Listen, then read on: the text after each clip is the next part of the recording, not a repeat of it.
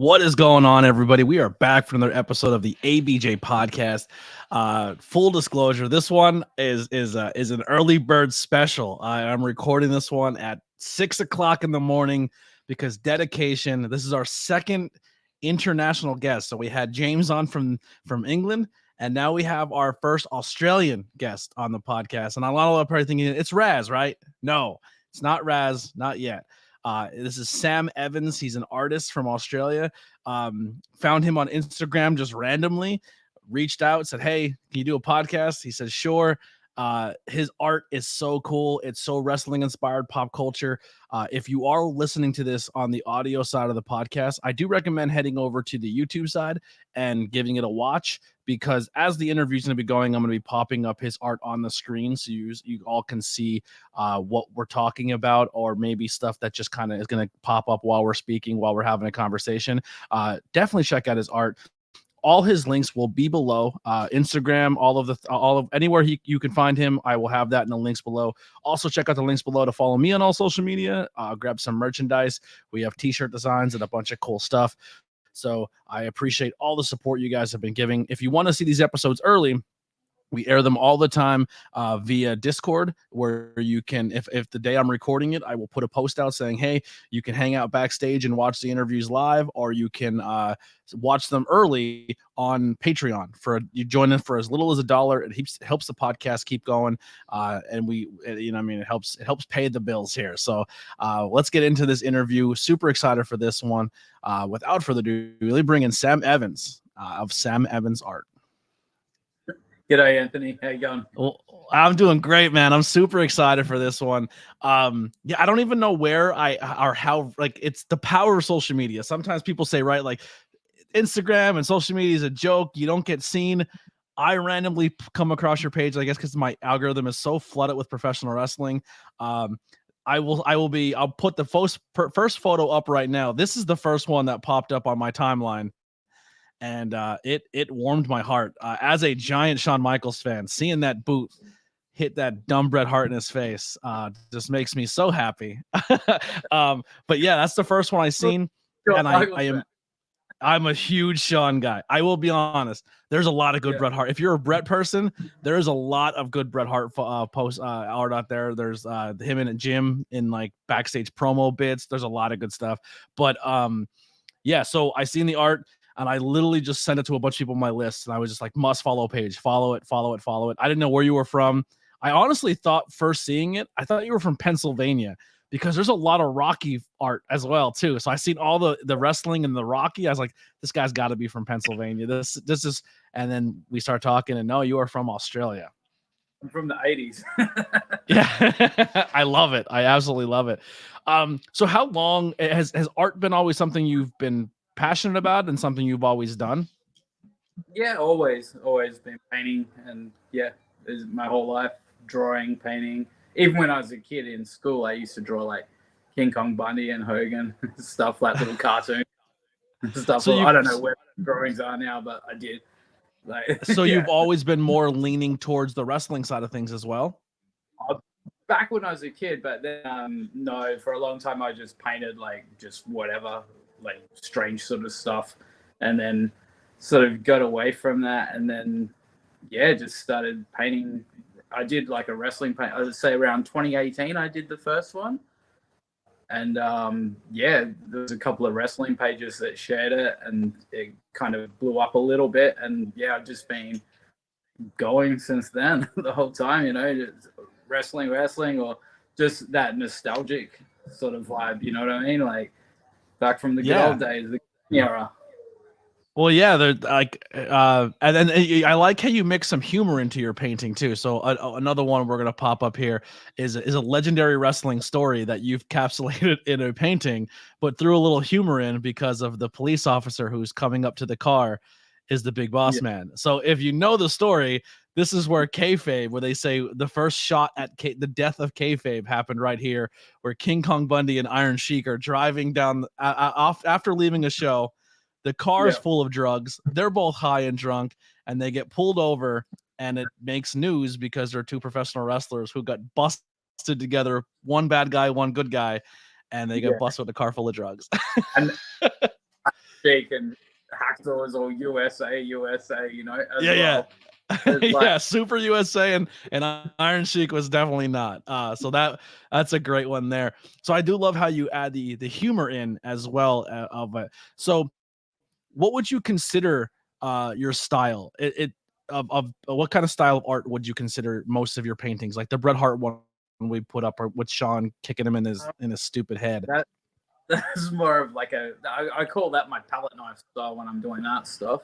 Mm-hmm. So I'm throwing that on like thick, and then I kind of destroy it at the end and try and keep it alive at the same time, if you know what I mean. Like, so, yeah, it almost has like a blurry effect to it, but then there's like no detail, but the detail that are there is what makes it stand out as well. Yeah, I'm trying to get sort of because I do it on kind of neat first, and then at the end I kind of attack it. If you ever watch one of the time lapses, you'll see at the end I just spray it out of it with water, and I get like a big scraper and just go over it and just go nuts on it, but then kind of hack into it and try to make it like not completely destroy it. Like there's a point where I just got to stop and go, that's it. What I mean? Like, but yeah, absolutely. So it's not like a trying to be realistic or anything, that sort of stuff. It's all about capturing the action and the color. You want to be in that. I want people to be sort of feeling that moment. Like, yeah, getting the action in those ones is important. Yeah, well, another one we'll pull up here. This is probably one of the more recent photos. Is it a lot of them you do are very retro, old school, how you said 80s. But this one here, this is from one of the most recent Royal Rumbles. I think you captured it amazingly. This is Logan Paul and Ricochet just meet in the middle here. With the GCW in the background. I love that. Yeah, I snuck that in. Or the GWC, yeah. You say, yeah, I'm a big fan of Steve and GWC. He's a legend. Yeah. So this one, I mean, that is beautiful. The light shining in the background. Oh, you know what I mean? Like, just working from reference photo and just like trying to capture the moment there as well. But yeah, it's not like the ones that I do. I don't work in that a lot. It's like, it's fun. Absolutely. So how long, you said as a kid, you've always been a wrestling fan. What Samantha Irvin bought that one. Samantha Irvin bought that? Yeah. The ring announcer, Ricochet's girlfriend. Yeah. That is sick. Following my account since like way back in the day. Like before she was even a ring announcer and just a singer, she was a wrestling fan and just following my page. And like, she bought that one. She's really cool. That is amazing. She is hands down my favorite ring announcer in professional wrestling right now. She is so good. Like she is going to go down as one of the greats. I'm sorry, what was that? So much enthusiasm and just that amazing voice. You know what I mean? Like so strong. Yeah, I actually did an interview with a ring announcer, and one of my biggest critiques are a lot of ring announcers try to put that radio voice on, or they try to be Howard Finkel, and they try to put on that like unrealistic voice, and hers is just naturally hers, and it's like soulful and powerful. I love it. Yeah. So growing up, you said always a big wrestling fan and pop culture. What's your earliest memory of being a pro wrestling fan that like just drew you in, and what are some of the wrestlers that kind of grabbed your attention? I mean, I started around 86, so probably like George Steele, those guys, like the really like early sort of stuff. But he was a character, you know. There you go. Yeah, George Steele, no face. George the Animal Steele was my mom's favorite wrestler. That for some reason she just really gravitated to this one. The one we just pulled up here is Captain Lou Albano and George the Animal Steele. The turnbuckles ripped apart, fluff is flying in the air. Great, great character. The green tongue, the whole thing. It was cool, and I think he was the only wrestlers who sort of came to Australia back in those days. Like I saw one show, like in '86. He was a part of it, like him, Cowboy Bob Orton, Fabulous Moolah, Velvet McIntyre, you know, all the big names. It's Was wrestling super available all the time? Like I know you have a lot of No, indie promotion stuff over there, but like they didn't travel to Australia very often. no, like for me, we only saw WWF, and that was on TV.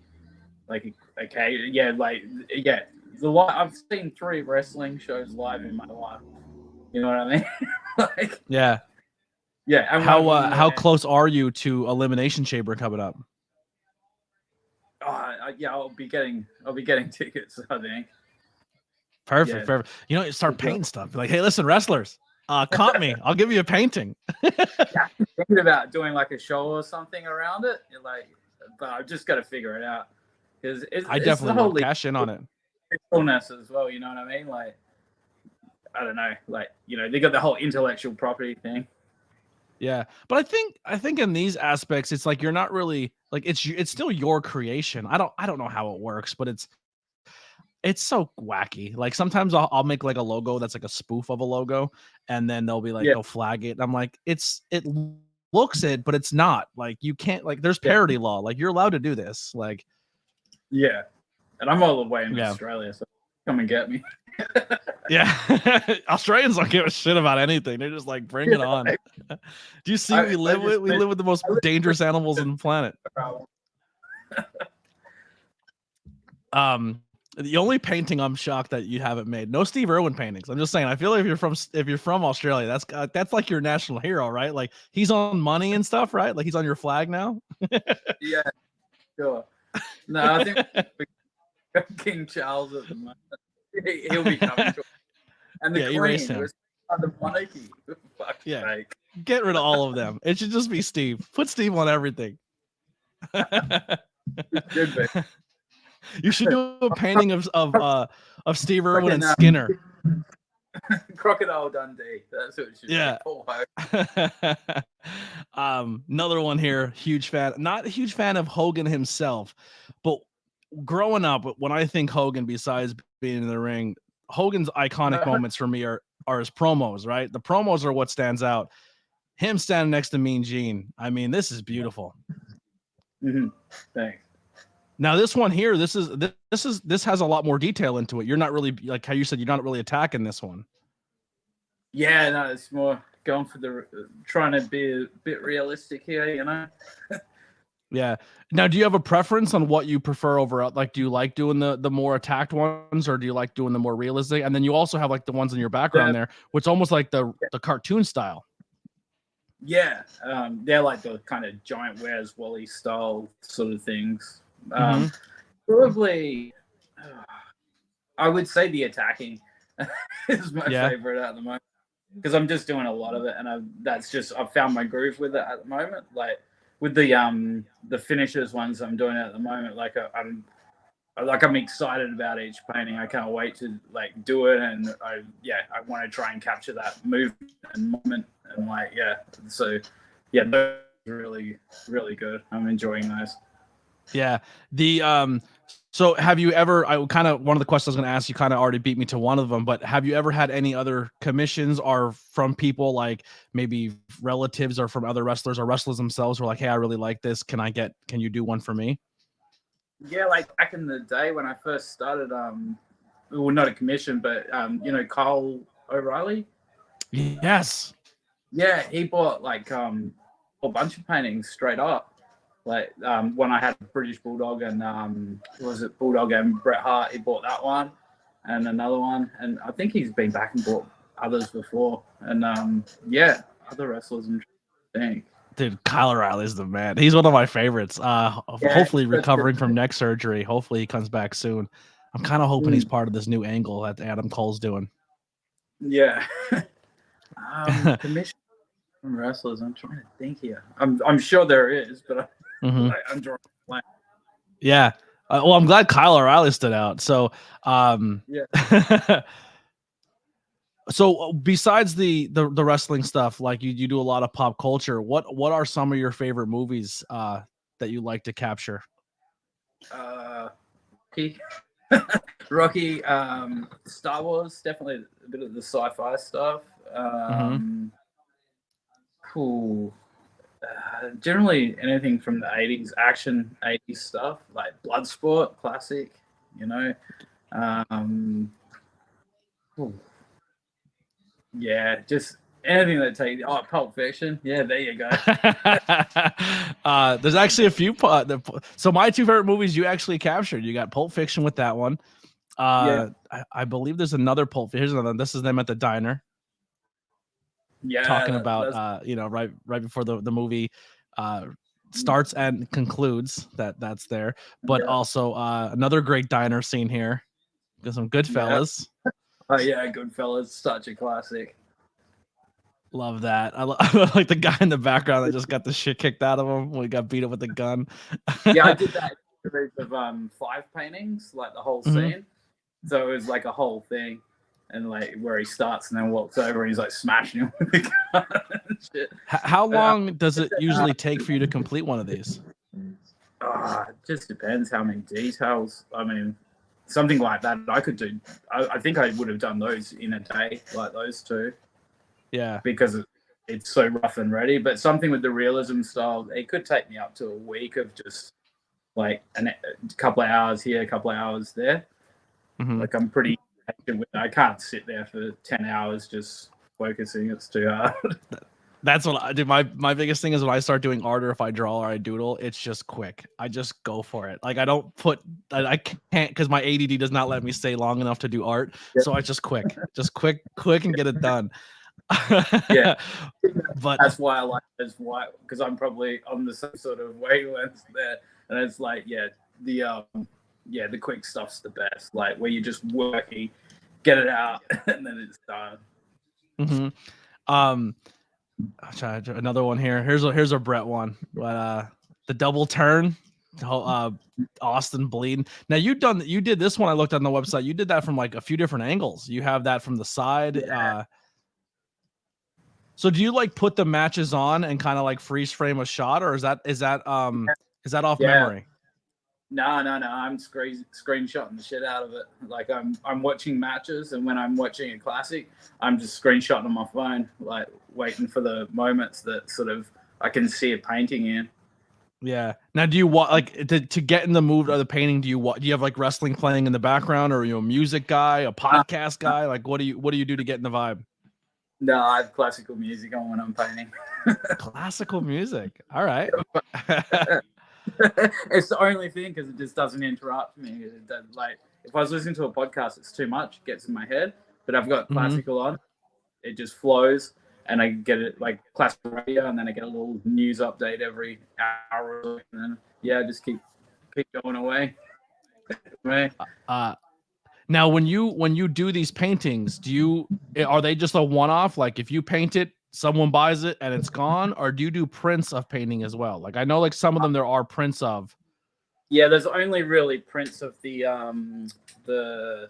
that super kick one because that just kind of blew up on Instagram. It went nuts. And it's like even Instagram themselves sent me an email saying thank you, you've done really well here. They don't usually do that, you know what I mean? Really? Yeah, I got like an email from them. They said your post is like really good. Thanks for this. I'm like, okay, guys, cheers. Send me some money. Give me some money. I mean, if some posts, if they do really well, they do send you a check for engagement. I've gotten, I mean, not big checks. I've got like $40 here and there. That's all right. That's better than nothing. Absolutely. It's free money. That's why I always tell people, if you see something or you like it, throw a comment on there or like it or put it on your story, because that helps. That could be free money for an artist or a creator who's just trying to get by. But here's another one. Fantastic one here. This is one of my favorite. There's a whole line of these. So I think this guy has one. Brett has one. I think Stone Cold has one. I think there may be a few, but it's the deep in thought on the dock in the pier with the water in the background.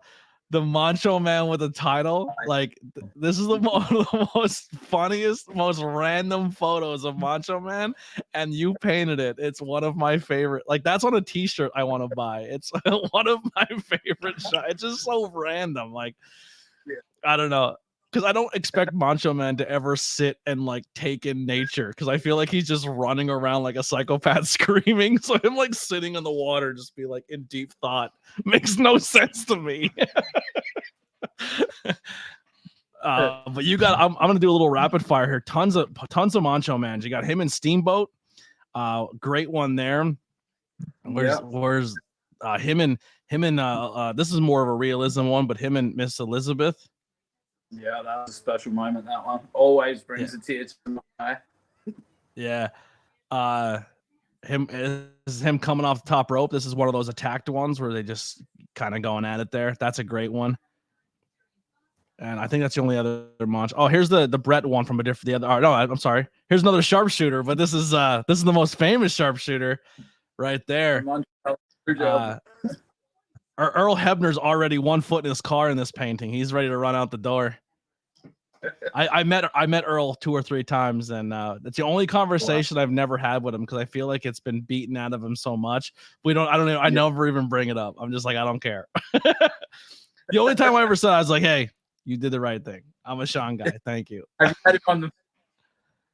I haven't. No. So my biggest thing is I do a lot of. I do a lot of independent podcasts. So like I interview a lot of independent wrestlers or artists or musicians or people trying to make film. If I can get a bigger name, I'll do it. But I mostly focus on the people who I want to try to bring attention to things I like or their art or what they're doing on the scene that maybe need more attention or light. That's kind of my bit.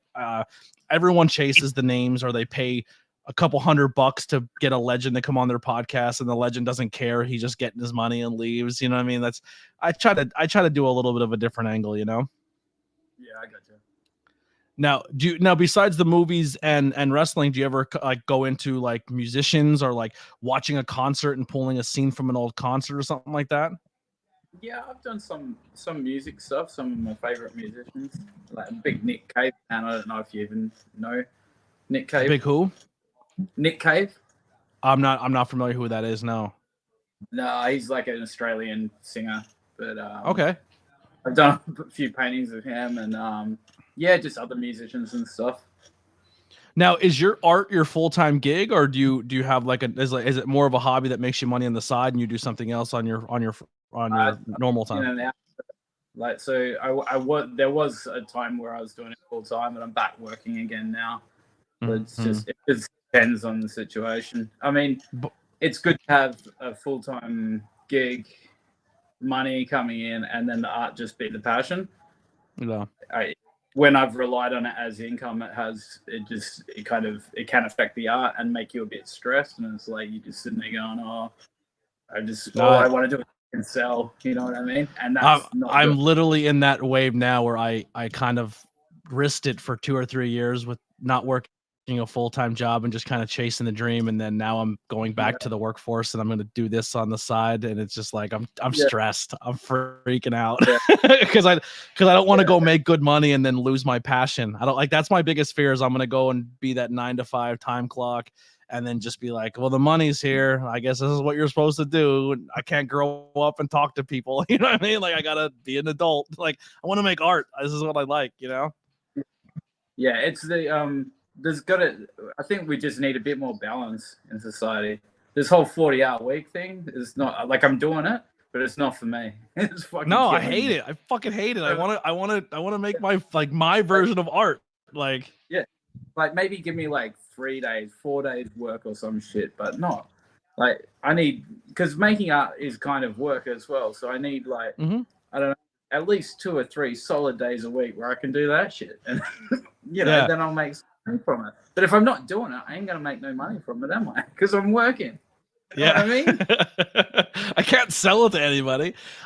So right now on the docket, what do you have that you're working on, or like, are you now with the wrestling landscape blowing up to where it is? Are you looking into the AEW side of things to maybe make some AEW paintings? Are you more strictly just WWE?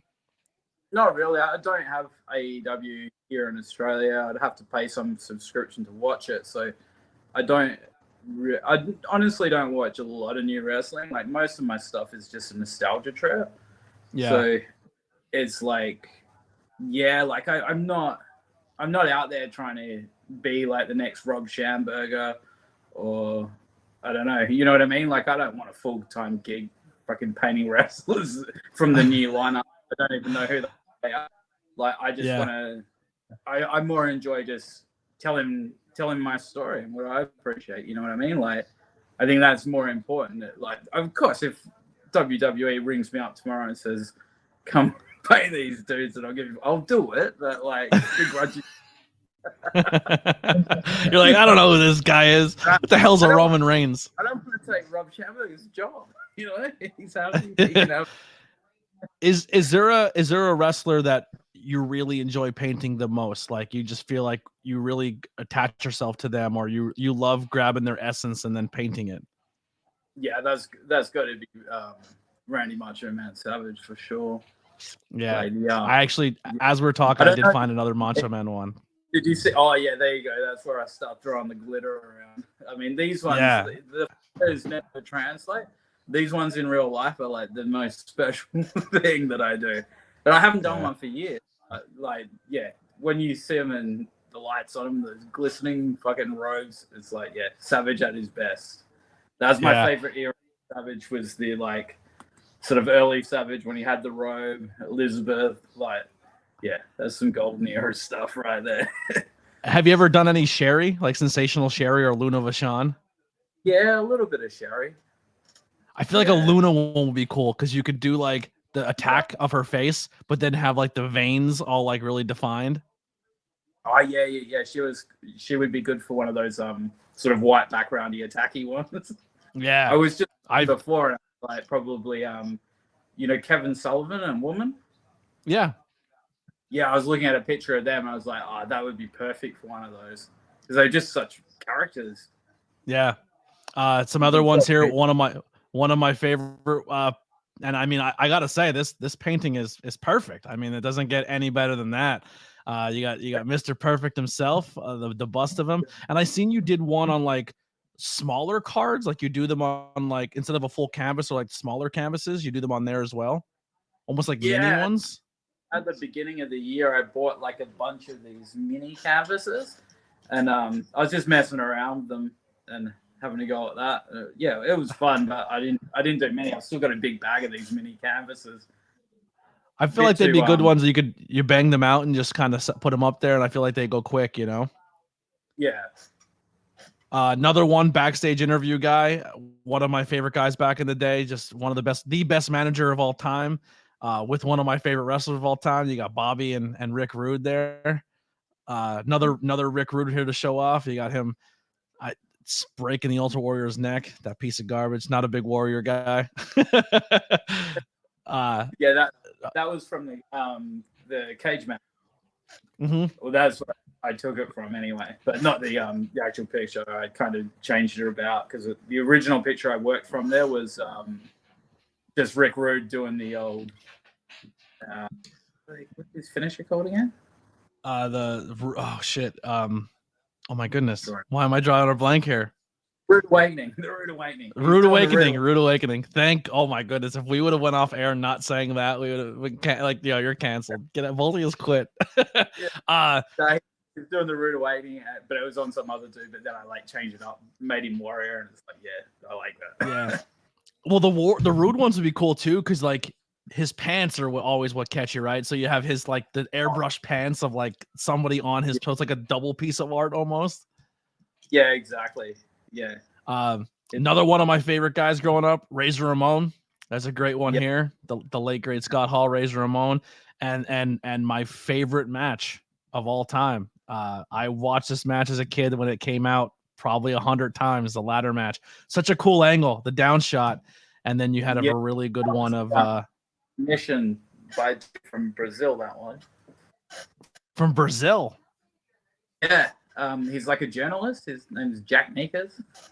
I don't know, but he works for New York Times or something. But he commissioned it back in the day. And I sent it to Brazil, and it never got to him.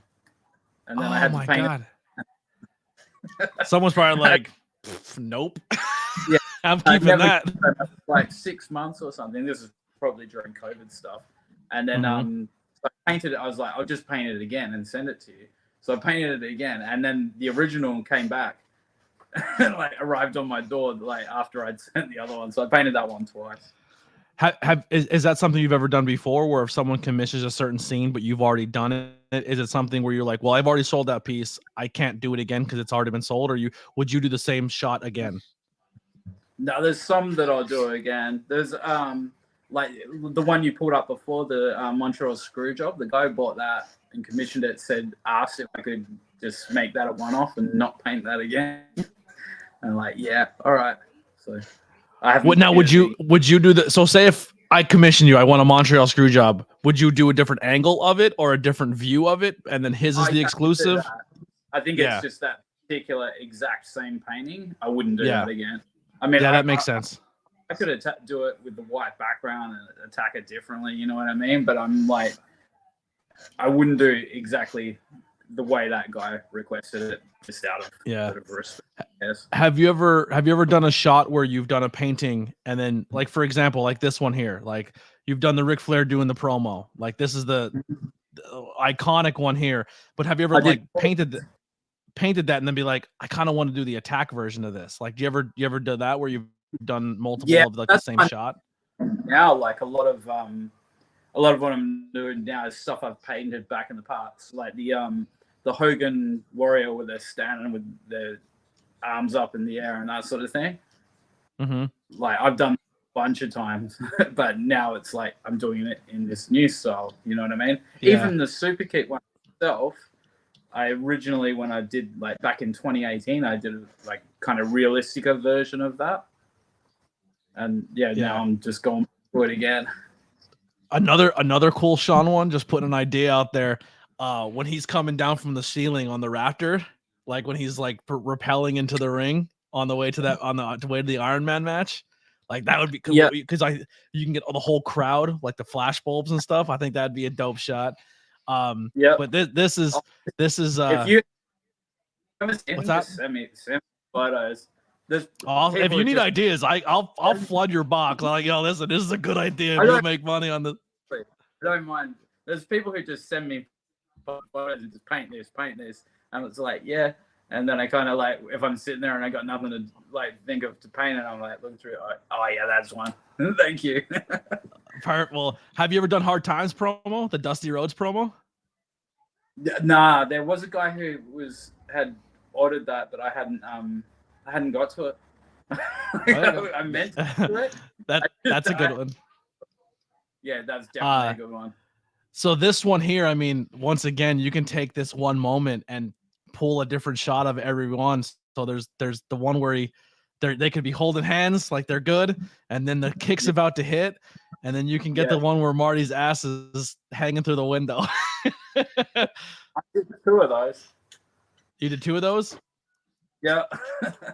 Yeah. The best shot for me, like that I always remember is Marty's ass is hanging through the window, and Bobby goes, he's trying to run away, that coward, and Sean's ripping the Raw magazine in half. I love it. Oh my god. Do you follow Hal Haney? Is that? Who's that? Hal Haney, one of the another wrestling artist. No, I'm not aware of him. Oh, you should check him out. His stuff's amazing. He did a comic cover, like he does like comic cover stuff, and he did that with like Marty Jannetty through the window, and then like Brute Eye in the background, and the whole god thing. It's definitely awesome. send me his page. Yeah. Another great shot here. Another one I'm a huge fan of. Coming to the ring, like on the way down, Stone Cold with the crowd. I really, really like when you do like the dark with the blue pops of the light and like the crowd reaction. Like obviously there's no detail at all in that crowd, but there is. Like you still feel the energy of that painting of Stone Cold walking down and people losing their fucking minds. Like it's so like I love that one. Yeah, cheers. Not a Hogan guy, but this one's beautiful. This is a great Hogan. Double bicep Hogan. Yeah. Can't go wrong with a little Adam West Batman there. Yep. So I actually know the doctor who was involved in this match. He's a doctor around me, very famous doctor in Pennsylvania, and he's the one who removed Mick Foley's teeth from his lips and his nose and sewed him up.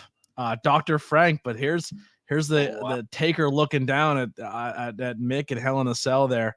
No, I haven't seen that. Another one. great painting would be the shot of Mick with his tooth in his nose, just screaming blood. But so much fun, man. Have to be a realistic one. Mm-hmm. Is there a wrestler that like that's always been on your list of like I want to do more paintings of them because they have just a good character or good shots, but you just never really tackled it yet?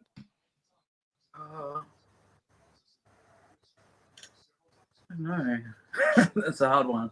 Yeah.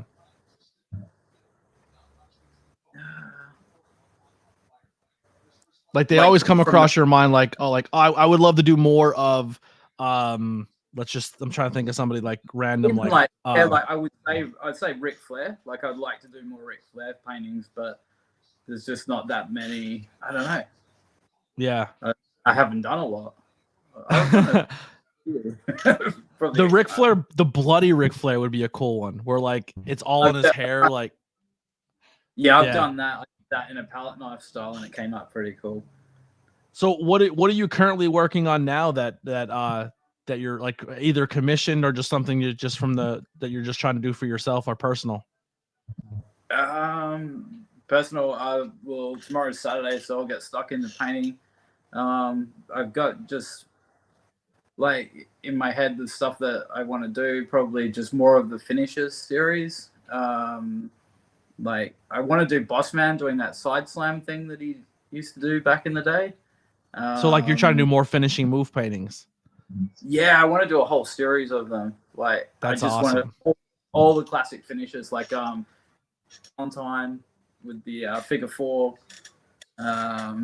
just all the old school.